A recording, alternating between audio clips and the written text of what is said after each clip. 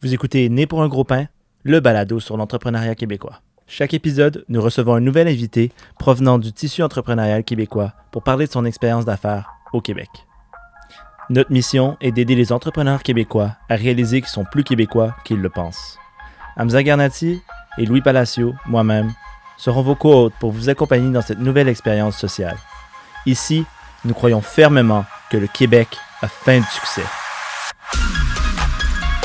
Pour ce deuxième épisode, nous recevons Sylvain Letellier, fondateur de Pack It Up, cadeau unique et mémorable.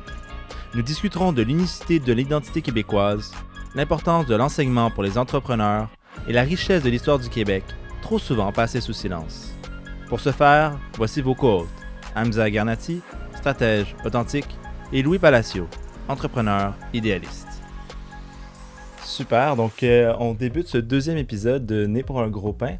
Aujourd'hui, on reçoit Sylvain Letellier de Pack It Up Co. Je suis ici, moi-même, Louis Palacio, avec Hamza Garnati. Salut, Gaz. Donc, bienvenue au podcast, Sylvain. Je présente rapidement un petit peu la structure, encore une fois, pour rappel. Donc, on va commencer par une question brise-glace que vous allez découvrir très bientôt. Puis ensuite, on va poursuivre avec la section Gagner son pain. On va discuter un petit peu de ce que fait Sylvain, ce que fait Pack It Up. Pour ensuite passer à la section L'argent du beurre. On va rentrer dans le gras du sujet, essayer de voir comment tu perçois l'entrepreneuriat québécois, ta relation avec les valeurs québécoises en tant qu'entrepreneur, pour finir avec la section du pain sur la planche, où là, on va vraiment regarder un petit peu plus tes projets pour l'avenir, mais aussi ta vision de l'avenir pour le Québec. Mm-hmm. Donc, sans plus tarder, Sylvain, je te laisse t'introduire rapidement et Pack It Up aussi. OK. Ben, c'est ça, Sylvain Letellier, fondateur de Pack It Up depuis un peu plus de 2 ans et demi. Avant ça, un background plus marketing en agence, passé par plusieurs agences à Montréal, essayer de faire mon chemin là-dedans. Et avant ça, parce que j'ai eu pas mal de parcours, j'avais lancé ma propre petite compagnie agence de recherche marketing aussi, donc toujours très intéressé à comprendre pourquoi les gens font des choses, puis ramener ça un peu au marketing, à la consommation. Ma formation initiale était vraiment en sciences sociales, donc sciences politiques, anthropologie. Passé 1 an en Afrique, j'ai fait un mémoire en anthropologie, fait que c'était comme genre juste des choses complètement mélangées. Pause. Mon côté africain ressort où en Afrique? J'étais au Bénin pendant 1 an. Ouais, super expérience. Ah, c'est chaud. Des super belles choses là-dessus. Et puis, c'est ça le grand départ il y a 15 ans maintenant pour le Québec. Je suis originaire de France, fait que je suis arrivé au Québec il y a 15 ans maintenant. Où en France? Alors, j'ai grandi dans la campagne, un petit village qui s'appelle Marcillat-en-Combrailles, que vous pourrez aller chercher sur Google Maps. Et après, j'ai bougé à Aix-en-Provence pour faire une bonne partie de mes études. Évidemment, il y a toujours la petite question qu'on permet à notre entrepreneur de laisser l'auditoire à te faire connaître plus, c'est qui Sylvain? Donc, Sylvain, si tu pouvais te décrire en un type de pain, un type de pain, je vais avoir du mal à y couper le pain baguette, là, le vrai pain baguette parfait, c'est vraiment fait par un petit artisan qui sait ce qu'il fait. Parce que la simplicité, tu sais, genre de la farine, du sel, de l'eau, genre de la levure, c'est comme tout est simple, ça marche bien. Puis ça voyage aussi, tu sais, genre j'aime le pain baguette dans un banh mi vietnamien, j'aime le pain baguette au Québec, parce que tu as des excellents boulanger ici, à Aix-en-Provence, qui est très drôle, un des meilleurs boulangers de France qui se trouve à Aix-en-Provence, et un Québécois qui s'est installé là il y a genre des années et des années, puis qui a ouvert une boulangerie, puis qui fait un des meilleurs pains sur place, que j'aime beaucoup comme anecdote. Ça fait chaud au cœur, ça. Voir des Québécois qui voyagent comme ça, puis qui... c'est le meilleur des deux mondes, quoi. Ouais. Super, je pense que très bonne réponse d'ailleurs. Je pense qu'on pourrait passer déjà au premier segment. Oui. Donc, comment tu gagnes ton pain essentiellement? Donc, premier segment sur toi, un petit peu sur ton entreprise. Tu peux un peu décrire c'est quoi le modèle, comment ça a commencé et un peu ton parcours jusqu'à maintenant, en fait. Ouais, ça marche. Comme je disais, moi j'ai travaillé beaucoup en agence, puis je travaillais avec des grosses compagnies, puis je faisais de la stratégie, donc j'essayais de les aider à développer des nouveaux modèles d'affaires, des applications, des trucs comme ça. Puis tu travailles là-dessus, puis à un moment tu dis que c'est le fun de dire tout le temps aux gens quoi faire, mais je veux l'essayer. Tu sais, genre, c'est pas vrai que je vais continuer à dire aux gens faites ça. C'est trop facile, je veux le faire moi-même. Il y a une grosse différence. Fait que ça me tracassait déjà. J'avais cette volonté de toute façon de partir de ma business. Je passais littéralement plusieurs années, là, toujours des idées en tête. Comme tu pitches à tes amis, tu es comme, ça, qu'est-ce que t'en penses? Ils sont comme, dude, genre, c'est vraiment de la merde. Genre l'achat, genre, comme, oublie ça. Mais, puis, à un moment donné, il y a une qui a un peu plus collé. Puis, c'était. Ce que je disais aux gens, c'est vraiment compliqué de se lancer dans un hobby, dans quelque chose, quand tu veux découvrir un nouveau hobby. Parce que tout le monde le fait, mais tu vas sur Amazon, tu vois qu'il y a genre 3 milliards de produits différents. Là, tu lis des reviews, ça fait 4 heures que tu es sur ton ordi à lire tous les reviews, puis finalement, tu arrêtes comme, ok, genre, je me lance, j'arrête, là, genre, je sais pas pourquoi il faudrait que j'achète ce produit plutôt qu'un autre. C'est comme tout est compliqué. Là, Fait que vraiment, je voulais juste simplifier ce truc-là. Moi, je suis vraiment un touche-à-tout. Fait que, j'aime autant la pâtisserie que la pêche, que me lancer dans je sais pas quoi, du bricolage ou faire pousser des plantes vertes. Fait que je suis tout le temps en train de chercher des nouveaux trucs comme ça. Puis, je me suis dit, faut que je simplifie ça. Il n'y a pas de raison d'aller sur Amazon tout le temps. Il faut qu'on trouve une façon de se simplifier ça. Fait que l'idée de base de Pack It Up, c'était ça. C'était de faire des kits de départ pour des activités. Permettre aux gens de commencer, que ça soit dans la cuisine, fait que faire ses pâtes à la maison, aller pêcher. Moi, je pêche, il y a plein de mes amis qui me disent « Ah, je voudrais aller pêcher, qu'est-ce qu'il faut que j'achète ?» Fait que c'est comme, je vais te faire un pack, ça va coûter 150$, 200$, puis tu auras tout ce qu'il faut. Pas besoin d'aller au magasin, on va te faire un petit guide, puis tu prends ça, tu vas pêcher. Fait que vraiment, genre, simplifier le processus. Beaucoup sur l'expérience. Fait qu'on a lancé avec ça il y a 2 ans et demi. Lâché ma job, je me suis dit, regarde, j'ai 6 mois de fonds sur mon compte en banque pour survivre, fait qu'on fait ça 6 mois. Puis depuis ce temps-là, à chaque 6 mois, j'arrive, je me dis, bon, ok, ça mérite un 3 mois de plus, fait que t'avances, ça coûte 3 mois en disant comme, ok, bon, on va essayer de passer à l'étape d'après. C'est quoi l'étape d'après? Qu'on se donne 3 mois, on avance. Puis là, tu trouves un autre partenaire, tu trouves un client, tu trouves quelque chose qui fait que t'es comme, ok, on est rendu à 3 mois, mais je pousse un autre 3 mois ou un autre 6 mois. Fait que là, c'est vraiment... startup, c'est ça, là. T'es encore là-dedans. Beaucoup de changements, je pense qu'on en parlera un petit peu plus loin, mais tu sais, au début, une vision très, très B2C. Donc, je veux aider des gens. Il y a des gens qui vont venir sur mon site web. Sur mon site web, ça va être du direct to customer. Donc, c'est comme on va prendre des choses, on va faire notre publicité, les gens vont venir, vont acheter. Si des gens nous regardent, c'est fucking tough. C'est vraiment compliqué à faire ça. C'est comme vraiment. Puis il y a pas mal d'obstacles. Ça veut pas dire que ça marchera pas. Il y a plein de compagnies qui y arrivent, mais c'est pas mal plus compliqué qu'on le pense, vraiment. Puis en même temps, moi, j'avais des compagnies qui venaient me voir puis qui disaient « Ah, c'est le fun ce que tu fais, mais moi, j'aurais besoin de ça, mais pour... C'est juste quelque chose un petit peu à côté. » On avait un kit de cocktail qu'on avait sur le site. Puis on cherchait des partenariats, puis on avait été voir l'école du bar de Montréal. Tu sais, genre super petite compagnie, hein, tu sais, des super bons entrepreneurs aussi là-dedans.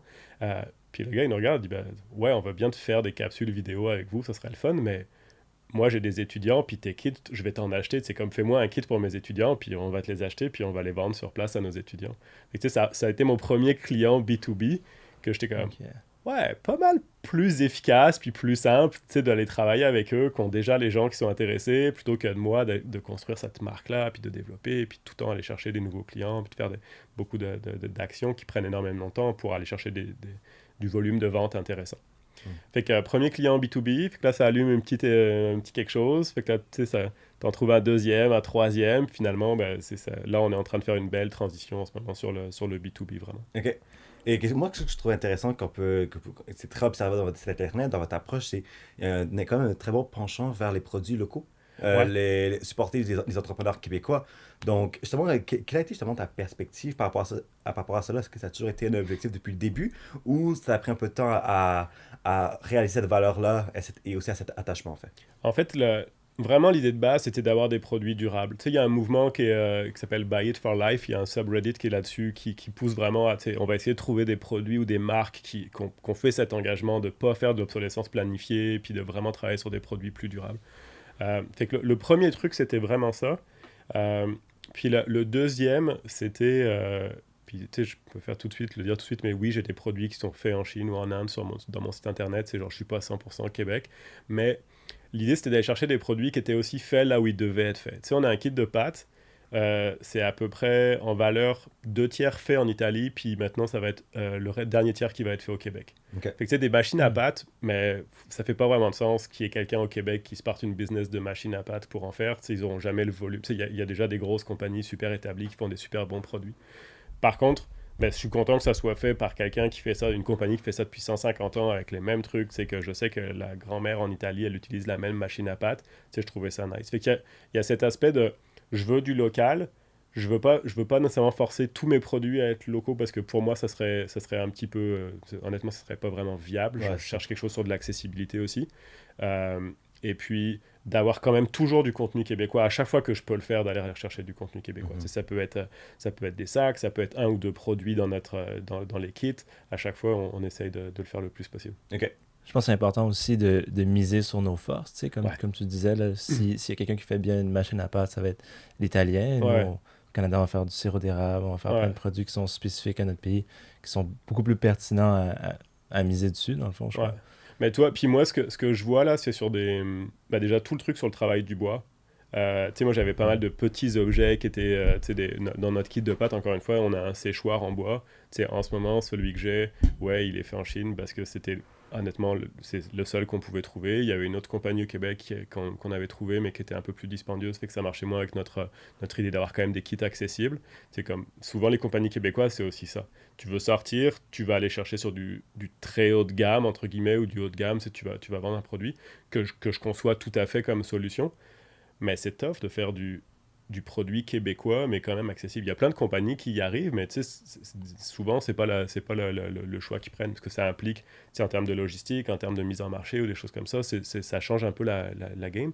Puis ça, je trouve ça intéressant d'aller creuser puis d'aller chercher ces petites pépites-là, je trouve, qui arrivent à aller chercher des choses en volume, qui arrivent à exporter, donc qui diminuent leurs coûts, qui sont pas juste... ah bah, on fait quelque chose de super bien, on va mettre un tampon fait au Québec, comme ça les Québécois vont l'acheter. C'est comme, non, moi je veux des compagnies québécoises, mais qui soient dans le monde entier, puis qui vendent des produits, c'est peut-être à la rigueur moins cher que les autres, juste parce qu'on a été les meilleurs à faire les process, à trouver, ou les matériaux. Fait que tout ce qui est en bois, vraiment, en ce moment, j'essaie de trouver soit un ébéniste qui peut me le faire, ou une compagnie de bois qui va me faire mes propres designs. Fait qu'on travaille beaucoup là-dessus en ce moment. Puis justement, en fait, c'est qu'il y a souvent, surtout pour une entreprise de la sorte, c'est tout commence par les relations, par les partenariats, etc. Et est-ce que, au tout début, est-ce que ça a été un enjeu majeur, à savoir, OK, j'ai énormément de produits, énormément de kits que j'aimerais mettre en place, mais c'est quand même difficile à trouver le meilleur fournisseur qui peut m'assurer fiabilité, Ouais. produit de qualité, Ouais. dans un délai rapide. Et c'est comment passer justement ce processus à trouver tous les fournisseurs? Et est-ce que tu considères cela un peu comme l'enjeu, en fait, le défi le plus important que tu as eu à date depuis? J'avais très très peur au début. Quand j'ai testé la compagnie, les 6 premiers mois, c'était vraiment, on n'était pas là pour faire de l'argent, on était en train de voir de faire un MVP, de voir si on était capable de lancer quelque chose qui était viable. Fait que j'avais peur de ça. J'ai trouvé quand même une oreille attentive à ma proposition, parce que pour beaucoup de distributeurs, c'est un peu moins le cas maintenant, mais je pense qu'au moment vraiment où j'ai commencé, il y avait énormément de gens qui essayaient de faire du dropshipping. Fait qu'à chaque fois que j'écrivais à des compagnies, les gens me disaient comme « Ok, mais nous, on fait pas de dropshipping. » J'étais comme « Non, non, non, regarde. Moi, je veux un service, mes produits, je vais pas les vendre à rabais, ça sera pas le moins cher, je veux quelque chose de qualité, il y a un truc sur l'expérience, on va faire rayonner tes produits, on va pas choisir 50 marques. Si je viens voir toi, c'est parce que tu es la marque que des experts m'ont conseillé, puis c'est eux qui m'ont dit, bah, tu devrais vraiment checker, cette marque-là, elle est bien, rapport qualité-prix, c'est vraiment top. Fait que là, j'étais capable d'avoir ce discours-là avec eux, puis c'était comme, ok, là, on comprend, puis on aime ce que tu fais. Donc là, d'un seul coup, même si je prends pas des énormes volumes, ils me mettaient quand même, puis j'accédais à des fournisseurs. Après ça, c'est ça, quand tu arrives sur des plus petits, sur du Québec, ben là, moi, ça me prend du temps de développer un kit, il faut que je fasse mon marketing par rapport à ça, mes photos, mes trucs. S'il y a un fournisseur qui me lâche, c'est beaucoup de travail. Fait que, c'est comme, tu veux pas prendre des trop grosses quantités, tu veux pas gérer une tonne de stock parce que ça met énormément de poids sur ton cash flow. Mais de l'autre côté, si je prends 50, tu sais, j'y vais 50 par 50, puis que finalement, après ma première batch de 50, la personne me dit qu'elle peut plus, c'est comme moi, j'ai fait beaucoup d'efforts pour... en médias ou n'importe quoi, pour que les gens sachent que ce kit, il existe, puis là, il faut que je rechange le produit, il faut que je trouve autre chose. Fait que ça peut devenir un peu compliqué. Ah, c'est sûr, c'est sûr. Et justement, en fait, une autre question, et ça, on a quand même un peu creusé. On a fait une surprise, on a contacté un de tes anciens stagiaires. OK. Donc, mention à Thierry Lorfils s'il écoute. Et en parlant un peu avec lui, en comprenant un peu au plus profond Pack It Up, une des questions, en fait, qui mérite d'être soulevée, justement, c'est, comme tu l'as mentionné, le pivot. Le Ouais. pivot que tu as procédé de B2C à Ouais. B2B. comment ça a été le processus? Parce que je devine que changer la nature propre de ton entreprise, ça doit prendre une bonne paire de couilles, quoi. Ouais. Mais là, il y a des personnes qui vont probablement écouter et qui vont dire que ouais. Ça a été dur pour moi parce que depuis le début, je savais qu'il allait y avoir un peu des deux, du B2B et du B2C. C'est comme sous une forme ou une autre. Puis moi, je savais que je voulais vraiment construire une marque qui allait avoir de l'impact, mais ça, je savais que ça allait prendre plusieurs années. La vérité, c'est que ça prend pas juste plusieurs années, ça prend des millions de dollars. Tu sais, si tu veux avoir une marque à travers le Canada, que les gens connaissent, qu'ils reconnaissent, qu'ils sachent que tu existes, qu'ils pensent à toi quand ils savent qu'ils vont avoir besoin de toi, c'est être présent tout le temps, c'est être dans les médias, c'est de faire de la publicité non-stop. Tu sais, c'est ce que je dis tout le temps à mes étudiants. Wayfair au Canada, la grosse compagnie de meubles, ils dépensent entre 200 et 300 dollars de coût marketing pour aller chercher un nouveau client. Tu sais, c'est comme moi j'ai pas ces budgets, tu sais, j'ai pas ces budgets là en ce moment de me dire ben OK, je vais dépenser 250 dollars à chacun de mes nouveaux clients alors que mes kits valent 75, 100, 150 dollars. Tu sais, ça voudrait dire que j'espère que la personne elle va revenir 2 fois, 3 fois puis d'avoir du repeat business, puis c'est trop un saut dans l'inconnu à cette étape là pour pouvoir dépenser cet argent là. Fait que ça a beaucoup joué, mais en même temps j'aime cette idée-là. Puis, tu sais, genre, je suis aussi quelqu'un qui avait envie d'avoir cette marque-là. Tu sais, j'aime travailler dessus. D'un seul coup, tu t'y attaches. Là, tu dis, ouais, est-ce que j'ai vraiment envie de laisser ça à 100%? Puis, j'ai fait rapidement le transfert en B2B. Ce que j'ai pas assez fait, c'est de couper plus rapidement des liens en B2C puis de me dire, comme, OK, on se concentre, on peut pas faire tout en même temps. Ouais. Puis, c'est sûr que tu sais, je me souviens, il y a même quasiment un an, je m'étais dit, OK, go, on y va, on sait ce qu'on fait, on laisse tomber le B2C. Il y a toujours quelque chose qui revient, qui fait que tu as comme, tu sais, la petite lumière, tu dis comme, ah, je pourrais peut-être aller chercher ce truc, peut-être que ça va fonctionner, mais là, tu y vas, tu es attiré par ça. Là, tu dis comme, ouais. Tu sais, le meilleur exemple, c'est l'année dernière, en mai-juin, on s'était vraiment dit, OK, on se concentre, il n'y a aucun effort qui est fait en B2C pendant un an. Tu sais, comme on verra plus tard si on le relance, mais tu sais, on travaille que B2B. Puis, au mois de mai, j'ai été sélectionné. Il y a Molson qui a organisé une grosse compétition à travers le Canada pour trouver l'entrepreneur qu'ils allaient choisir. Puis c'était un gros concours. Puis j'étais dans les 3 finalistes au Canada. Il y avait une compagnie de Terre-Neuve, je pense, puis une compagnie de Toronto. Puis là, ils nous ont fait un super beau vidéo. Ils sont venus, un truc complètement incroyable. Puis là, ils ont donné des milliers de dollars en publicité pour mousser la vidéo qu'ils avaient fait et tout ça. Fait que ça, c'était arrivé juste après. Tu sais, moi, j'avais déjà décidé de passer en B2C, en B2B. Mais là ils arrivent, puis tu sais, c'est comme un gros push média. Tu sais, genre, je suis passé dans le journal de Montréal. Fait que tu dis, ben, OK, je peux pas juste laisser passer ça. Tu sais, genre, faut quand même que je continue de pousser le site, que je refasse des efforts là-dessus. Ouais, faut que tu capitalises cette opportunité-là. Fait que là, tu capitalises là-dessus, mais tu sais, tu dis, bah, tu sais, ça a eu des impacts, c'était positif, j'ai gagné de la visibilité, mais j'ai pas été aussi vite que si j'avais juste en prenant genre coupé puis dire que non, regarde, concentre-toi, le B2B ça va marcher, tu as déjà des opportunités, tu vas aller chercher du client là-dessus puis ça va te rapporter du cash, c'est comme beaucoup plus direct. Fait que c'est toujours des petits trucs comme ça, puis c'est compliqué. Tu vois, a posteriori, tu dis, ouais, est-ce que j'aurais dû le faire ou est-ce que j'aurais dû mettre autant d'efforts là-dessus? Mais au moment où tu prends la décision, c'est la meilleure décision que tu puisses prendre. Tu sais, c'est pas nécessairement des mauvaises décisions. Tu sais, tu joues avec les cartes que tu as au moment que tu les as, puis tu sais pas si en face il y a quelque chose d'autre, puis tu sais pas vraiment ce qui va se passer. Il y a beaucoup d'incertitudes. Donc tu le referais aussi, là, même en sachant aujourd'hui. Tu sais, probablement, il y a peut-être des choses que je changerais, mais c'est sûr que si une opportunité comme ça m'arrivait, mais j'étais quand même, ah ouais, ok, bon, tant pis, go, on y va, on fait un autre 3 mois sur B2C, on pousse, on verra qu'est-ce qui se passe.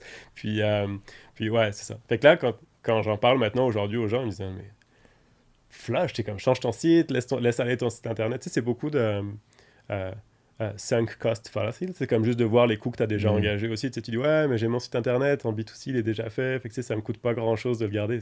C'est pas le temps, c'est pas l'énergie et l'argent que tu as mis dedans, c'est plus le temps que tu perds à faire ça au lieu de faire autre chose. Ouais. Parce que tu es un entrepreneur et ta principale variable, la plupart du temps, c'est le temps que tu as et les journées que tu as à dépenser sur ce que tu veux faire. Non, c'est sûr, certain. Puis je pense que c'est un très bon lien vers le deuxième segment en plus, c'est que son entreprise, c'est comme son petit bébé. C'était ton petit bébé, t'es en amour avec, t'es même parfois aveuglé, et c'est difficile de dire non. Surtout en entrepreneuriat, c'est difficile de dire non parce que t'as toutes les opportunités, tu veux le voir grandir, mais tu sais pas par quel chemin, parce que t'es dans le néant, tu vois. Donc, aussi une valeur très importante aussi au Québec, c'est maintenant on est officiellement dans la section l'argent du beurre, mesdames et messieurs. Donc, dans ce segment, tu sais, la valeur québécoise de l'identité. On est un peuple très identitaire, c'est très important et souvent c'est très difficile d'adapter l'identité propre de qui nous sommes. Ouais. Et quand justement j'ai dit que c'est une décision qui a pris des couilles, c'est que oui, tu as eu une opportunité incroyable avec Molson, une présence médiatique qui a facilité le mouvement, mais en même temps, c'est que ton amour initial a toujours été le B2C, la visibilité, être un peu solutions oriented, Ouais. que au début, c'est difficile d'avoir un kit. Derrière, mon but, c'est avec mon entreprise, c'est de t'aider. Mais là, c'est maintenant, je vais aider des entreprises. Ouais. Comment ça a été pour toi, justement, est-ce que ça jouait un peu en jeu de temps en temps, le choix est-ce que c'est vraiment une décision que je suis prêt à prendre ou non? Comment ça s'est passé? C'est drôle parce que au fond de moi, je le sais, et puis je le disais à tout le monde que j'étais en train de bouger en B2B, mais ça, comme je dis, ça revenait toujours, c'est toujours un peu là, puis j'avais quand même cette envie-là d'avoir cette marque. Je pense que ça vient aussi du fait que les marques de B2C, c'est celles qu'on connaît. On tripe tous sur un Apple, sur un Red Bull, sur ces compagnies-là qui vendent, ce qui nous touche en tant qu'individu. Puis le B2B, ça a l'air moins sexy, parce que... ça. mais quand tu regardes d'un point de vue pur entrepreneur, des entrepreneurs même qu'on connaît pas, par rapport à peut-être les entrepreneurs qu'on voit un peu tout le temps qui justement vont vendre de l'alcool ou genre des produits qu'on connaît, qui nous parlent. Des entrepreneurs à succès qui ont des compagnies complètement hallucinantes, comme qui arrivent, qui fonctionnent aux États-Unis. Les gens, c'est comme on lancé ont 500 employés dans une usine, mais ils font des portes et fenêtres, des trucs ou des pièces pour un autre. Puis c'est des super belles compagnies, mais qu'on voit pas. C'est des entrepreneurs qui sont moins visibles, mais en même temps, tu as envie de les connaître, ces entrepreneurs-là, parce qu'ils ont tellement à te dire. Puis genre, tu vois ce qu'ils font, t'es comme... Waouh, c'est en tant qu'entrepreneur, en tant qu'entreprise, c'est fou ce que vous avez réussi à faire, d'aller se battre sur des marchés internationaux ou des trucs comme ça, c'est vraiment incroyable. Fait que je pense qu'il y aurait aussi ça, de donner un peu plus la parole à ces gens-là, et puis nous-mêmes en tant qu'entrepreneurs, d'aller aussi chercher ce genre d'exemple-là, ok, il a fait ça, puis ça fonctionne. Tu vois pas ses produits au IGA ou au Walmart, mais derrière, là, il y a du monde qui travaille, c'est des belles compagnies, ça fonctionne, super efficace. C'est aussi c'est ça que j'aimerais qu'on revoie un peu plus, ce genre d'entrepreneur-là. Justement, je ne veux pas toot our own horn, là, comme on dit en anglais, c'est l'expression anglaise, mais c'est un petit peu ça qu'on essaie de faire avec le podcast, avec le balado, là, dans le fond. On est tous connaisseurs de certains grands entrepreneurs que je ne vais pas nommer, mais qui passent tout le temps dans les mêmes un petit peu, puis je crois qu'il y a à gagner fortement de rencontrer ces entrepreneurs qui ont sûrement autant de succès, juste qui n'ont pas nécessairement le même accès à la visibilité, qui ont souvent peut-être une image de marque ou une entreprise qui est moins glamour, mais dont le parcours est tout aussi intéressant. Avec qui jouent un rôle aussi viable et même plus à la sphère entrepreneuriale au Québec. Et justement, en parlant de la sphère entrepreneuriale au Québec, notamment, c'est par ta présence à l'incubateur MT Lab. Donc, justement, parle-moi un peu, c'est comment l'expérience d'être dans un incubateur de la sorte, et aussi, surtout, je pense que ça t'a aidé, je devine, à connaître des nouvelles entreprises que tu ne savais pas, qui n'ont pas cette visibilité-là, mais qui ont une idée, une croissance incroyable. C'est sûr que le MT Lab, c'est un incubateur en tourisme, divertissement, donc c'est vraiment leur axe, mais ça devient très très large, parce que dans les partenaires du MT Lab, tu as aussi bien Air Canada par exemple, que la CEPAC, l'ITHQ, Tourisme Montréal. Fait que il y a beaucoup de pistes possibles à creuser, et ça peut être très très large. Ça peut être aussi bien des compagnies qui font des trucs en VR pour des expériences muséales, ou des services pour les participants dans un festival. Lokego, par exemple, qui est dans une des cohortes précédentes. Donc, Lokego, qui est assez connu, qui fait des casiers, qui était à Oshaga, par exemple, qui font des casiers que tu peux débloquer maintenant avec ton téléphone. Fait que eux, toi, c'est une approche, ils vont traiter avec des entreprises. Là, en ce moment, forcément, les festivals ont été annulés, donc ils essaient je pense que c'était déjà quelque chose qui était un peu en place aussi, mais de mettre des casiers dans la ville pour de la livraison, le dernier kilomètre pour ces aspects-là. Donc toi, ça peut être assez large, mais des super belles entreprises, des super beaux entrepreneurs vraiment, vraiment intéressants à rencontrer, qui aussi commencent à avoir du succès. Ce que j'ai aimé de cet incubateur-là, qui s'appelle incubateur, mais qui est vraiment plus un accélérateur. Fait que des fois, c'est moins précis, les deux termes se mélangent un peu. Mais c'est plutôt par rapport à l'étape dans la commercialisation où est-ce qu'on en est. Fait que le MT Lab prend des compagnies qui sont déjà en phase de commercialisation, donc déjà des produits qui sont accessibles sur le marché. Et l'idée générale, c'est qu'il y a ces 11 partenaires-là, et qui sont des grosses compagnies, et c'est d'essayer de faire du matching un petit peu, donc c'est dire, voici les problèmes que ces gens ont, et qu'est-ce que vous, avec votre compagnie, vous êtes capable de régler. Et donc, ça peut aussi bien être sur l'expérience d'un touriste que sur de l'automatisation de processus en RH. Donc, ça peut être tout un tas d'options possibles. Donc, finalement, ça se retrouve à être... Il y a un petit point commun qui est le tourisme, mais qui peut être beaucoup plus large que ça. Ouais. On en parlait dans le dernier épisode, mais on disait qu'au Québec, il y a un fort aspect de communauté. J'imagine que c'est pas trop compliqué pour vous de mettre en lien ces gens-là. Ça se fait assez organiquement. Est-ce que tu dirais que c'était un avantage de faire des affaires au Québec? Comment tu perçois ça? Il y a deux trucs. Ce qui est intéressant au Québec, c'est qu'on est aussi un peu... il y a cet aspect-là, plus petit pays, plus resserré aussi. Et puis aussi que ça te permet d'être, entre guillemets, un petit peu protégé. Il y a pas mal de compagnies qui se sont lancées ici parce qu'il y a la langue, parce que c'est un public qui est un petit peu différent, donc tu vas lui parler de façon un petit peu différente. Donc une grosse compagnie ou une compagnie, mettons, des États-Unis ou du reste du Canada, tu peux avoir un avantage en étant local et en faisant vraiment quelque chose de précis sur le Québec. Et ça joue énormément. Et après, d'un point de vue entrepreneurial, la structure, elle est quand même aussi super intéressante. C'est facile de parler aux gens, c'est facile d'accéder à certaines personnes, même un peu plus haut placées, beaucoup plus que dans d'autres pays. Puis moi, c'est drôle parce que je suis français, mais j'ai jamais travaillé en France. Fait que c'est comme tout. J'ai aussi beaucoup de perceptions. Moi, je suis venu comme étudiant au Canada. Fait que j'ai aussi des perceptions un peu, des fois, faussées de la France, mais j'ai été dans une formation sur la prospection à Montréal Inc., dans un programme où j'étais. Puis le gars expliquait, il avait fait quelques caps en France, à faire de la prospection en France. Puis ici, probablement, si tu te débrouilles bien, il expliquait que tu peux trouver le numéro de n'importe quel président de compagnie, tu sais, genre, ou de personnes au placé ou responsables du marketing. Puis il y a peu de chances qu'ils aient des secrétaires, puis c'est comme, t'arrives à leur parler assez facilement. Ouais. Il dit, t'arrives en France, puis il y a comme un mur entre ces gens-là, tu sais, c'est comme genre, c'est fait pour que tu puisses pas leur parler, c'est fait pour qu'il y ait comme beaucoup plus de niveaux hiérarchiques, puis tu sais, c'est comme, toute cette structure-là, il dit comme genre, t'as beaucoup plus de mal. C'est là, tu peux rencontrer quelqu'un à des niveaux différents, avec personne avec un très très gros poste, mais que ce soit quand même quelqu'un qui soit accessible, facile à parler. Mais ça qui est intéressant, c'est la scène d'affaires, à la fois, la scène d'affaires, autant que la scène artistique ou whatever, on est un monde petit, le monde se connaît. Ouais. Et aussi, qu'est-ce qui est aussi intéressant, c'est que même les personnes qui sont haut placées, ils sont même enthousiastes de te parler, de dire, tu sais quoi, le fait que tu as pris la chance de me contacter, de trouver mon numéro de téléphone pour m'appeler, j'ai 15 minutes à te donner. Tu vois, et ça, je pense que quelque chose que, encore une fois, c'est très propre à la valeur d'être chaleureux au Québec, de donner aussi la chance à quelqu'un qui aimerait grandir. Tu sais quoi, avec mes ressources que j'ai, je suis généreux, je vais te donner un peu 15 minutes de mon temps pour t'aider dans tes projets, etc.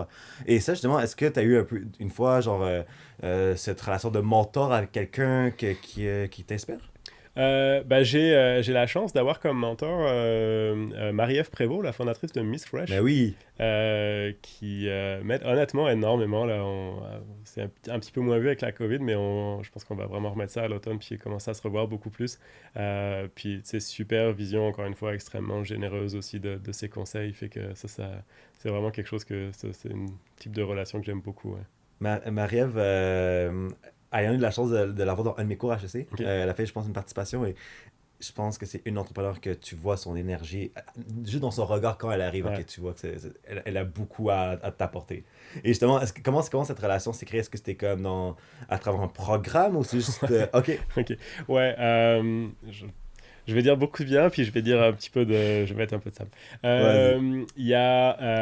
J'avais eu de l'argent avec Futurpreneur, qui est vraiment un très bon programme aussi, je pense à n'importe quel entrepreneur. Je pense que c'est juste pour les jeunes entrepreneurs moins de 40 ans. Mais en tout cas, vraiment, c'est un programme que j'incite les gens à regarder. Ce qui est intéressant, c'est qu'il t'accompagne quand même. Il faut que tu fasses un plan d'affaires assez étoffé, mais c'est pas un oui-non direct. Fait qu'ils vont quand même te dire qu'est-ce qu'il faudrait modifier dans ton programme, dans ton projet. Donc il y a un peu d'accompagnement.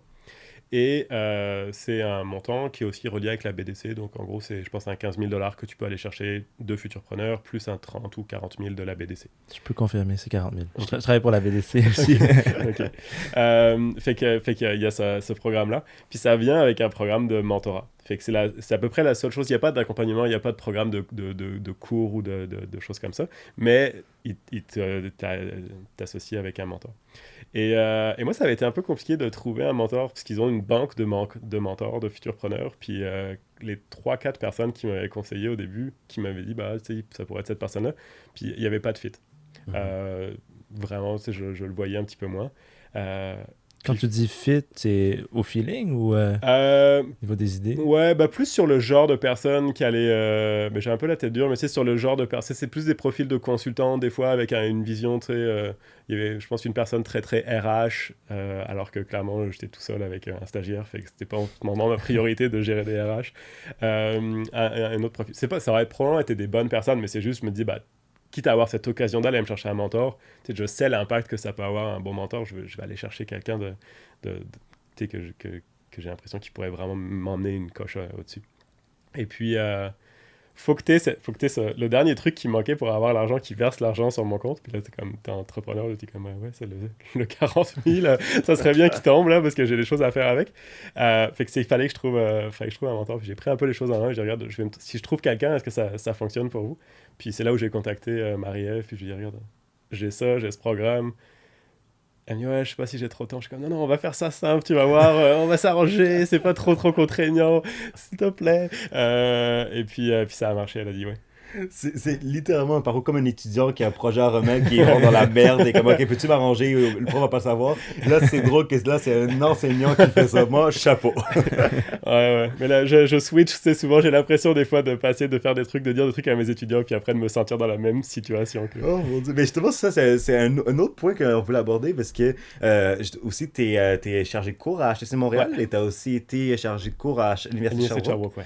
Donc, justement, c'est comment cette perspective à enseigner, qu'est-ce que tu appliques concrètement dans ta vie à part être enseignant en tant qu'entrepreneur? C'est comment cette relation un peu avec tes étudiants? Déjà, de base, c'est vraiment quelque chose que j'adore. C'est une expérience que je trouve formidable, super enrichissante. C'est vraiment un truc que j'espère garder le plus longtemps, d'avoir toujours un peu de temps pour garder ça. Là, j'ai un cours à chaque session, c'est un peu intense, mais au moins de me garder. Avant ça, avec l'Université de Sherbrooke, c'était un cours tous les ans à peu près. Okay. C'était plus facile à gérer. Et c'est quoi le cours que tu fais à HEC? À HEC, c'est marketing entrepreneurial. Fait que je suis en plein dedans. Nice. C'est vraiment un cours sur qu'est-ce qu'on fait en marketing pour lancer une start-up. Donc, c'est ce que je fais. Fait que je peux leur dire ce que je fais le lundi, je peux leur expliquer le mardi en cours. Ce qui est très drôle, c'est qu'il y a une grosse partie du cours, qui est l'examen final, c'est un pitch qu'ils font. Je fais venir un jury, donc je trouve à chaque fois des gens, des fois j'ai des gens de PME Montréal, des entrepreneurs qui ont déjà eu du succès. Fait que je les mets vraiment en condition. Puis je leur dis, la première chose que je leur dis dans le cours, là, puis j'ai commencé ça là, il y a 2 sessions, là, c'est la vraie vie. C'est ce cours-là, je m'en fous à la rigueur de vos notes. Venez pas me voir pour me demander la taille de la police que vous allez écrire vos documents, puis de qu'est-ce que vous mettez en couverture, c'est la vraie vie. Ce que vous faites là, c'est vraiment quelque chose sur lequel j'essaie de les faire réfléchir aussi. C'est pas juste de leur dire ça, là, puis de vouloir jouer les profs cool, je suis entrepreneur, puis je sais de quoi je parle. Mais vraiment, il y a beaucoup quand même d'étudiants qui se disent, je vais faire mon bac ou je vais finir mon DESS, c'est un truc clos, puis quand je vais finir ça, je vais me trouver une job, puis ma vie professionnelle va commencer. Puis c'est incroyable à quel point si t'es déjà dans le mindset que ta carrière, elle est déjà commencée quand tu es à l'université, tu gagnes 5 ans sur ta carrière après. Parce que les contacts que tu vas faire... Moi, je fais venir des gens dans mon cours, des entrepreneurs, je dis à tout le monde, qu'est-ce que vous faites? Vous les ajoutez pas sur LinkedIn. La personne, elle est venue te parler, vous êtes 15. Si la personne, elle t'intéresse, tu lui écris un message sur LinkedIn, tu lui dis, mais attends, est-ce qu'on peut prendre un café? Est-ce qu'on peut se faire un appel de 15 minutes? T'en as pas besoin maintenant. sais, dans le sens où c'est quand même, peut-être que ça t'apportera pas quelque chose tout de suite. Sauf que dans 3 ans, si la personne, tu lui as déjà parlé, puis tu dis, hey, tu sais, genre, mon projet d'entreprise, il est un peu avancé, je suis en train de penser à ça, un mentor, est-ce que ça te dirait? C'est comme, ben oui, tu as déjà une porte ouverte. Tu commences avec, genre 100 mètres d'avance sur tout le monde qui est en train de courir la course. Là. Fait que c'est vraiment ça que j'essaie d'expliquer. Puis ça, ce mindset-là, même s'il y a étudié à HEC, puis même dans mes autres universités, il y a toujours une portion d'étudiants qui sont un petit peu plus allumés, qui vont juste jouer justement cette carte-là, puis qui vont travailler là-dessus. Moi, je veux que tout le monde le fasse. Je veux pas avoir comme 3-4 étudiants qui sont allumés dans mon cours, qui vont faire ça, puis après les autres qui qui se battent pour avoir un A ou un A-, comme, on s'en fout de ça, genre que tu aies un A- dans mon cours, tu penses que ça va changer quelque chose dans ta carrière, dans le reste de ta vie, aucun impact. Par contre, le fait que tu aies rappelé la personne pour lui dire hey, on peut te prendre un café puis d'aller passer un café avec, ça peut littéralement changer ta vie. Vraiment, c'est pas une joke, ça peut changer ta vie. Tu sais, c'est comme genre ça peut t'emmener sur une autre opportunité, une autre job, un autre truc. Fait que, genre, fais-le. Puis c'est fou comment... j'adore ce que tu viens de dire parce que c'est fou comment les personnes veulent aider les étudiants. En fait, j'ai même eu un commentaire que quelqu'un que j'allais prendre un café dans le passé qui m'a dit « Hey, ça faisait 5 ans que j'attendais qu'un étudiant me contacte pour prendre un café avec moi pour que je puisse enseigner. » Puis c'est ça qui est fou, c'est que ils attendent juste ça. C'est souvent, tu sais, on va à l'université, tu fais ton cours, après tu fais tes propres petits trucs, etc. Auquel, le rythme de vie, si ça te va, parfait, il n'y a aucun problème. Mais c'est vrai qu'il y a surtout aussi cet écart entre la théorie et le point technique, surtout dans le marketing et surtout dans l'entrepreneuriat. Parce que, OK, c'est bon, on comprend c'est quoi une analyse de concurrent. Parfait. Mais quand tu l'appliques concrètement, c'est une autre game. Puis Louis, justement, tu sais, toi, comment... tu sais, t'as fini HEC comme assez récemment, puis là, avec ta startup, tu sais, t'as-tu fait des démarches de la sorte quand t'étais étudiant? Ben, moi, j'ai un des reproches que je dirais que j'ai à HEC, en dehors des cours comme marketing entrepreneurial, bien entendu, où moi, j'ai eu entrepreneuriat, j'ai eu innovation aussi, un cours qui se donne plus les week-ends et l'été. C'est que souvent, les cours sont faits plus pour un modèle employé, moins pour un modèle entrepreneur aussi. Là, je diverge un petit peu parce que c'est sûr que les contacts que tu peux avoir puis les gens que tu reçois, ça peut être quand même pour quelqu'un qui va être un entrepreneur, là, quelqu'un qui va être un employé de l'entreprise, ce qui est très bien. Mais je trouvais que comment c'était présenté un petit peu dans les cours, c'était pas nécessairement assez adapté aux étudiants. Chacun est un parcours un petit peu différent, mais par exemple, moi qui aspirais plus à être entrepreneur, j'avais plus de misère un petit peu avec certains cours de comptabilité qui me présentaient comment j'allais pouvoir gérer les comptes d'une grosse multinationale dont j'ai aucun intérêt vraiment. Même si c'était mon entreprise, tu sais, ça m'intéressait plus. Puis quand les exemples concrets ressortaient, comme en entrepreneuriat par exemple, ou certains cours de marketing, et il y avait des témoignages concrets, ça changeait tout. Moi, pour être honnête, peut-être j'ai manqué quelques occasions justement d'aller voir les gens qui présentaient, mais je peux dire que absolument, ça faisait toute la différence d'avoir un exemple concret le plus proche possible. C'est pas obligé d'être nécessairement un entrepreneur, mais de temps en temps, tu as un entrepreneur qui va aller rejoindre un étudiant entrepreneur. De temps en temps, tu vas avoir un différent type de témoignage. Je pense que ça change tout. Là. Mais c'est ce que je dis là, c'est pas genre à chaque fois que tu vois quelqu'un, tu vas prendre un café avec lui, mais tu sais, c'est juste que, tu sais, de se dire, mais je devrais être dans ce mindset-là. Je trouve la personne, je l'ai trouvée intéressante, elle m'a dit un truc, tu sais, genre ça a résonné, mais oui, je veux faire partie des 2-3 personnes qui vont la contacter à chaque fois, c'est comme qui vont prolonger. J'en ai, puis je le vois, tu sais, à chaque fois, mes contacts, ils me rappellent, ils disent, ah, tu sais, telle personne, il m'a contacté, finalement, on est allé prendre un café. C'est même moi, je suis étonné, je suis comme... Ok, dude, moi j'essaie de booker des rencontres avec toi, puis là tu me dis que t'as pas le temps, puis là genre mon étudiant qui t'appelle, puis que t'as réussi à trouver genre 1 heure pour aller luncher avec, je suis... Ok, ben c'est le fun. Mais ils sont, comme tu disais, la plupart des gens sont vraiment super intéressés à repartager, puis... Mais ça, tu sais, pour acheter Montréal, on comme juste université, c'est difficile parce qu'il y a des étudiants que eux sont plus stimulés par la théorie et d'autres qui sont plus stimulés par la pratique. Mais je pense que le message important qu'on essaie de refléter, c'est que si un étudiant qui écoute ce podcast puis qui a une envie vraiment de parler à un entrepreneur ou à quelqu'un qui lui inspire, mais qu'il y a ce petit bloc, on s'en fout. En fait, c'est qu'est-ce que tu as à perdre? Ça, je pense que c'est le truc. Parce que c'est pas si la personne va te juger que tu demandes de l'aide. C'est bon de demander de l'aide, surtout quand tu es étudiant, parce que tu as tout à apprendre. Tu sais. Et ça, est-ce que justement, dans tes cours en tant que tel, est-ce que cette proactivité, est-ce que tu le vois dans tes étudiants? Surtout pour un cours qui est marketing, entrepreneuriat, c'est assez stimulant. Eh ben, je le vois définitivement. Mais comme je te dis, je suis toujours un peu frustré de ne pas le voir assez. Tu sais, moi, ça me surprend de devoir expliquer à des étudiants de HEC de 3e année de bac que s'ils n'ont pas un compte LinkedIn vraiment efficace puis bien fait, ils n'existent pas. Tu sais, genre, tout bad, mais tu pars. Oui, tu vas te trouver une job, tu sais, parce que tu sors d'HEC puis que tu as fait une bonne université puis ça fonctionne, mais tu peux tellement aller plus vite, tu sais, c'est comme c'est faire des choses. Puis, tu sais, je vais faire vraiment un message, parce que vous parliez de Thierry tout à l'heure, mais c'est comme lui, il faisait partie des gens, tu sais, comme qui font des trucs. Tu sais, je l'ai vu arriver, il avait déjà un réseau, il avait déjà fait ses trucs, il était à l'association, il avait déjà parlé à genre plein de gens, il m'a trouvé des contacts dès le départ. Tu sais, l'école du bar, c'était quelqu'un que lui connaissait, qu'il avait contacté, que je lui ai pas demandé. Tu sais, il m'a juste dit, hey, je parlais à quelqu'un de l'école du bar parce que je l'avais vu dans je sais pas quel truc, puis je l'avais rencontré. Puis tu sais, genre, bing, ça connecte, puis tu sais, ça fonctionne. Puis tu sais, Thierry, j'ai aucun doute qu'il va faire une super belle carrière parce que, il est brillant, il sait de quoi il parle, il est hyper curieux parce qu'il va toujours s'intéresser. Mais en plus de ça, il fait cette étape-là d'aller contacter quelqu'un d'autre, d'aller lui écrire, de faire un pont, de faire des trucs. Ça, au moins, après, tu peux faire une carrière dans une entreprise puis d'avoir ton chemin. Mais si tu veux faire de l'entrepreneuriat, c'est tes principales qualités. C'est avec ça que tu pars. Tu pars. Si tu n'es pas capable de faire un coup de téléphone parce que tu te dis je sais pas, peut-être que la personne ne sera pas intéressée.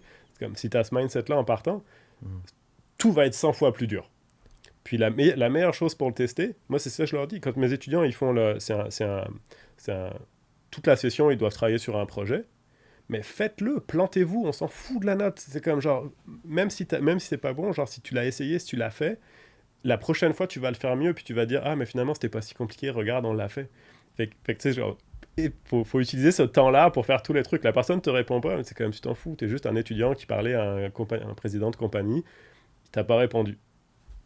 Qu'est-ce que t'as perdu? Rien, toi, c'est comme genre... Ouais. Mais par contre, si le bénéfice, si jamais il te répond, il est énorme. C'est énorme, hein. Puis justement, dans le dernier épisode, on parlait avec notre invité du manque un peu de proactivité au Québec.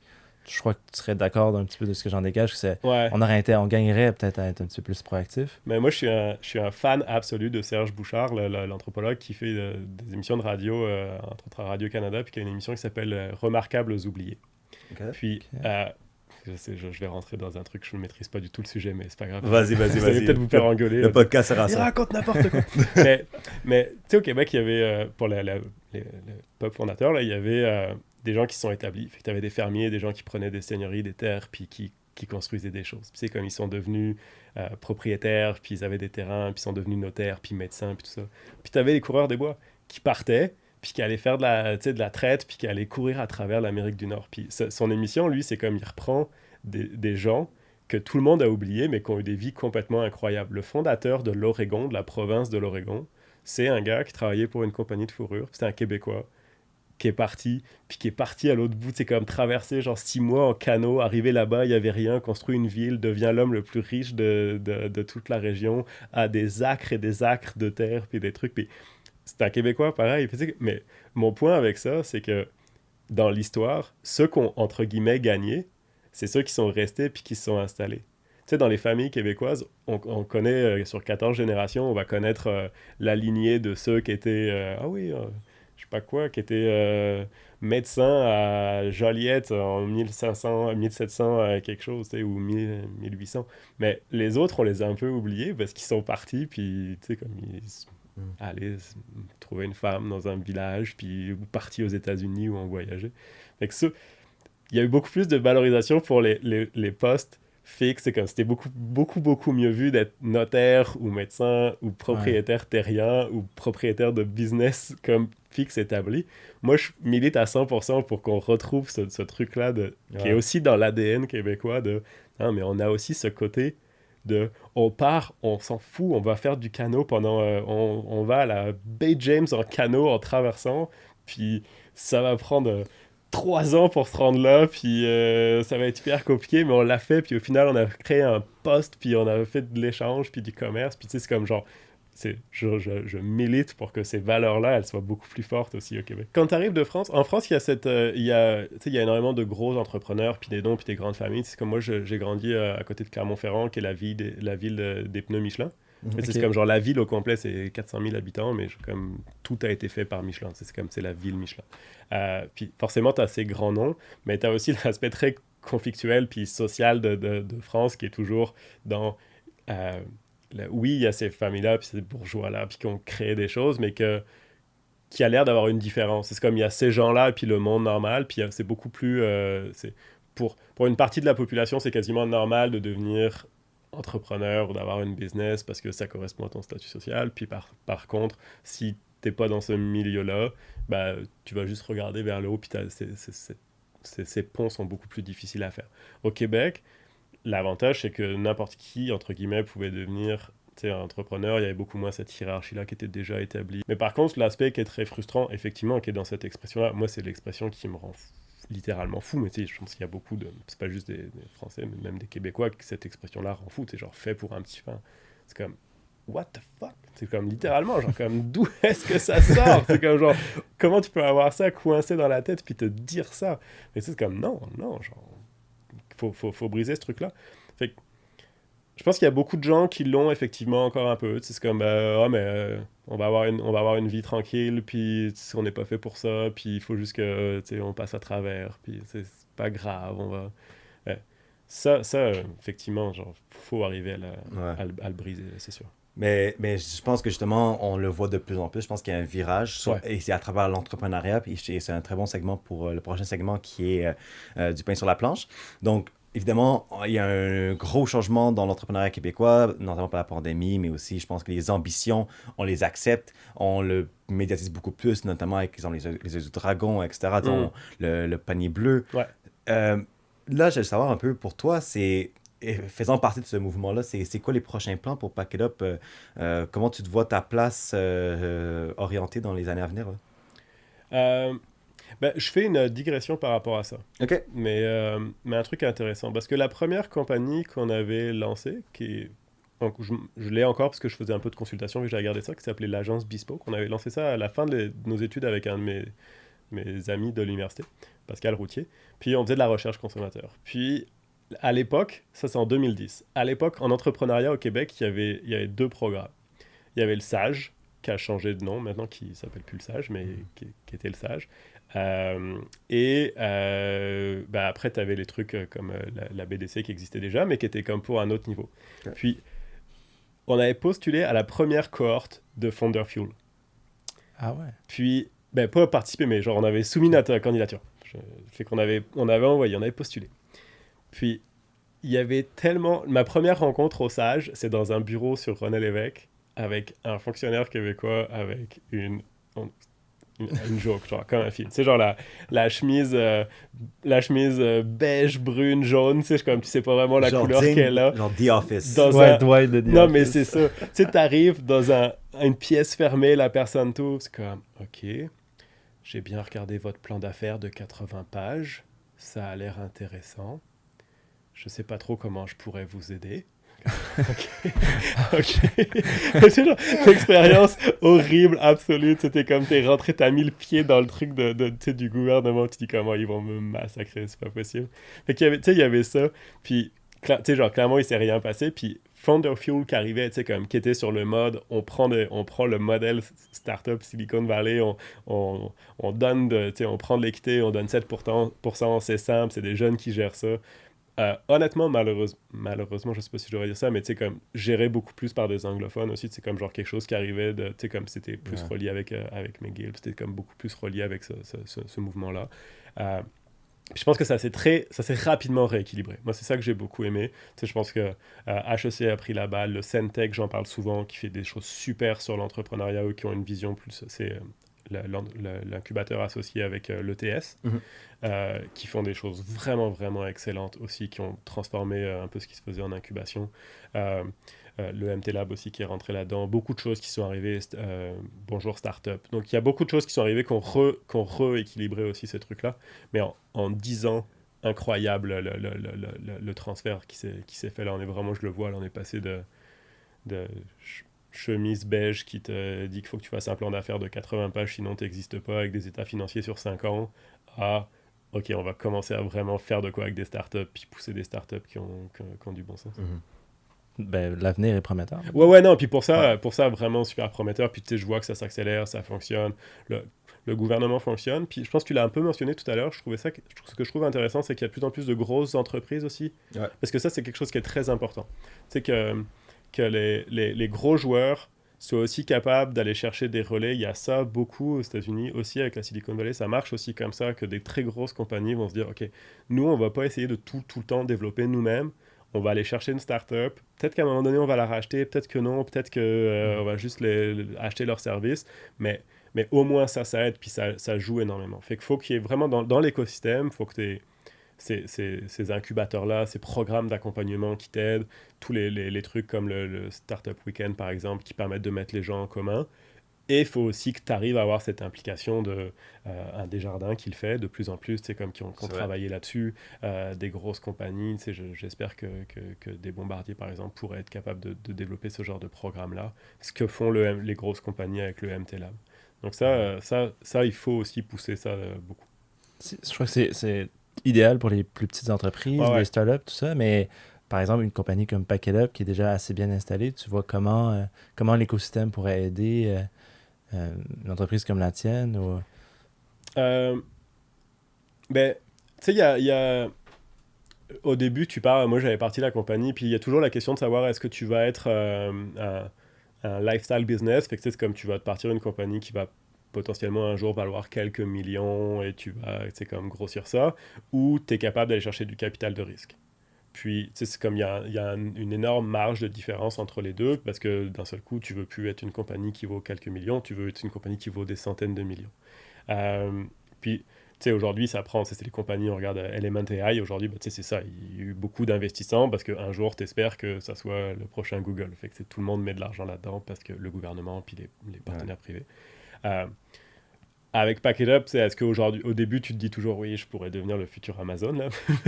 Mais tu sais, aujourd'hui, je suis peut-être beaucoup plus réaliste et je sais qu'il y a probablement une compagnie à créer, quelque chose qui est viable, qui va générer de l'argent, qui va être une compagnie vraiment à taille intéressante. Mais je suis un peu sorti de cette idée-là d'aller chercher du capital de risque, puis de me dire, on va construire quelque chose de la licorne, là, le truc que tu veux avoir. Et que ça a un peu changé aussi ma perspective par rapport à ce modèle-là. Mais ça m'a emmené ça t'emmène sur d'autres tracks. C'est pas que les deux chemins sont mauvais, c'est comme il y a plein de gens qui vont construire des compagnies qui ultimement vont faire 5 millions de chiffre d'affaires, 10 millions de chiffre d'affaires, c'est plus ces objectifs-là, mais t'es pas une compagnie qui va faire 150 millions de chiffre d'affaires. Puis, cette logique-là, elle t'emmène sur d'autres tracks, sur d'autres types de partenaires, sur d'autres... Ouais, puis ça n'empêche pas que ça pourrait potentiellement devenir un B2B2C. Ouais. C'est, exemple, c'est un des projets notamment que PacketUp que commence à plus à orienter, c'est exemple les cadeaux corporatifs. Ouais. Donc, exemple, surtout avec la pandémie, les fêtes de Noël vont être sûrement fermées. On espère que non, mais it is what it is. Les budgets vont être libérés pour ça. Exact. Il y aura un plus grand budget sur les cadeaux corporatifs, donc ça va permettre à plus d'entrepreneurs avec leur brand à se mettre de l'avant. Ouais. Et qui sait, peut-être que, exemple, une employée de L'Oréal adore le kit de mixologie de PacketUp, donc elle va faire tous ses amis, toute sa famille, puis on sait comme le Québec, le bouche-à-oreille, c'est quelque chose qui marche énormément. La vision, c'est effectivement un petit peu ça. Tu sais, en ce moment, c'est parce que l'utilisateur final, il change pas. C'est ce que moi, je fais des kits pour que des gens aient du fun. Fait qu'on a trouvé le meilleur moyen de rejoindre ces gens-là plutôt que de dépenser des centaines de milliers de dollars en publicité Facebook puis de faire sortir du cash. C'est de se dire, mais non, on va répondre à un vrai problème. Il y a des entreprises qui veulent soit faire plaisir à leurs clients ou à leurs employés. Fait qu'on va aller avec ce canal-là. On a eu récemment un contrat avec un gros cabinet d'avocats. C'est 400 employés qui viennent de recevoir un kit PacketUp. J'espère qu'ils vont tous s'en servir. J'espère qu'ils vont tous être contents avec le kit PacketUp. Puis, ils ont un incitatif à revenir sur notre site un jour si eux-mêmes veulent acheter des cadeaux. Fait que pour moi, je le vois vraiment sur cette logique-là on veut mettre nos kits, nos produits dans le plus de mains possible en ce moment. Fait que c'est ça notre jeu, c'est ça ce qu'on essaie de faire. Fait que le B2B nous permet de faire ça, et vraiment à ton point, effectivement, c'est de faire du B2B2C et d'aller chercher rapidement du volume pour aller aussi chercher des leviers de croissance. Moi, il y a 1 million de choses que je veux faire, sauf qu'à un moment donné, tu es aussi limité par ton cash flow, puis l'argent que tu es capable d'aller chercher. Puis pour rebondir justement au point de est-ce que tu es capable d'aller chercher du capital de risque? Moi, en ce moment, clairement, je suis pas capable, donc j'ai pas quelqu'un qui va me dire « Ah, je crois à ta business, je te donne 5 millions parce que je trouve ça trop le fun, puis tu me rembourseras un jour peut-être quand on sera fait racheter par quelqu'un de très très gros. » Mes leviers de croissance, il faut que j'aille les chercher par mes propres revenus. Fait qu'on a un peu transformé aussi ce modèle-là de se dire allons chercher des clients de plus en plus, des clients de B2B qui vont aller chercher plus de volume. Puis comme ça, on peut juste, sur notre croissance même qu'on a été capable de générer, aller croître, grossir.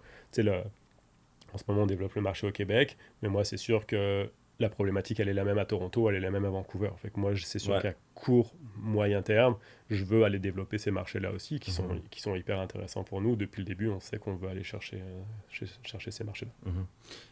Et je crois, pour conclure, en fait, ma dernière question, ça serait, dans les prochaines 5 années, comment tu vois Pack-It-Up, mais aussi l'entrepreneuriat au Québec? Est-ce que tu vois, mettons, une perspective 5 ans qui est quand même à moyen et long terme? Ouais. 5 ans, déjà, comme je disais, qu'on est vraiment grossi, qu'on ait des entrepôts à peu près partout à travers le Canada. J'aimerais aussi vraiment développer le marché américain un jour. C'est un genre de modèle qui se développe assez bien par ville plutôt que par pays. Fait que, comme je peux me dire que je vais aller me fixer à une ville, mettons à Boston parce que c'est plus proche, je peux me dire, là, on va aller développer du B2B là-bas, chercher vraiment faire du développement d'affaires. Fait que c'est quelque chose que je vois d'assez intéressant. C'est ce qu'on disait tout à l'heure sur les entrepreneurs, ils voient les marques B2C, puis ils aiment ces marques-là. Puis moi, c'est en train de vraiment de grossir en moi tout l'aspect d'avoir une belle usine, d'avoir un bel entrepôt organisé avec des chaînes d'expédition, des trucs, comme que tout soit propre. En ce moment, c'est ça qui me fait triper. Comme vraiment, je me vois un jour avec assez de revenus pour avoir mon petit chalet, je tripe sur la pêche, comme de pouvoir aller pêcher, mais d'arriver dans mon espace et dans mon local, puis de voir que tout est mes étagères, mes trucs, mes employés qui fonctionnent, que tout roule, qu'il y ait cet aspect de logistique qui fonctionne. Ça, c'est un peu mon truc là, quand je visualise qu'est-ce que j'ai envie que Pack-It-Up soit, c'est ça, qu'il y ait du volume, que ça fonctionne, que ça roule. Puis, où on peut retrouver Pack-It-Up après cet épisode? Si les gens sont intéressés à acheter un kit? Alors, packitup.co, on a fait un petit transfert sur notre homepage, fait qu'elle sonne pas mal plus B2B, mais tous les kits sont encore accessibles, donc packitup.co. Là, c'est là où on a tout. On est aussi présent sur Facebook, Instagram, forcément, mais c'est là où ça se passe. Super. Puis Hamza, où on peut retrouver le balado? Ouais, donc vous pouvez trouver le balado directement sur Facebook, sur Instagram, sur LinkedIn. Vous pouvez nous écouter directement sur Spotify, sur Google Podcast, sur iTunes Podcast. Et vous pouvez nous faire un tour sur nos réseaux. Et surtout, prenez le temps d'écouter le podcast, et de donner du feedback, commentaires, qu'est-ce que vous avez aimé. Si vous avez des questions par rapport à un des sujets qu'on a abordé, n'hésitez pas à nous contacter. Peut-être que Sylvain pourra vous répondre sous peu par partir de votre question. Donc, soyez engagés, parlez-en, parce que le but, c'est vraiment qu'on puisse mettre le plus de personnes à l'écoute de notre podcast, en fait. Ouais, puis que la conversation continue après l'épisode. Exact. Donc, je te remercie d'être venu, Sylvain. Merci à vous. C'est super apprécié d'être passé. Hamza, le mot de la fin? Le mot de la fin, encore une fois, un gros merci à Pack-It-Up. Je ne sais pas si vous pouvez voir la caméra, mais on a reçu un très beau totem de la part. Et regardez bien le kit, ça en vaut la peine, surtout pour les cadeaux de Noël. Je dis ça, je dis rien. Et prenez le temps aussi de vous informer sur la compagnie, parce que c'est une compagnie, à mon avis, qui a une énorme opportunité de croissance. Et je souhaite que la belle usine, avec le beau petit chalet on the side, ça arrive. Je tape du bois pour ça. Merci beaucoup. Merci. À très bientôt. Merci 1000 fois d'avoir écouté un autre épisode du balado Né pour un gros pain. Tu t'es rendu jusqu'au bout, tu es officiellement un affamé. Tu nous aiderais énormément si tu pouvais aller sur Apple Podcast et nous laisser un commentaire et une note.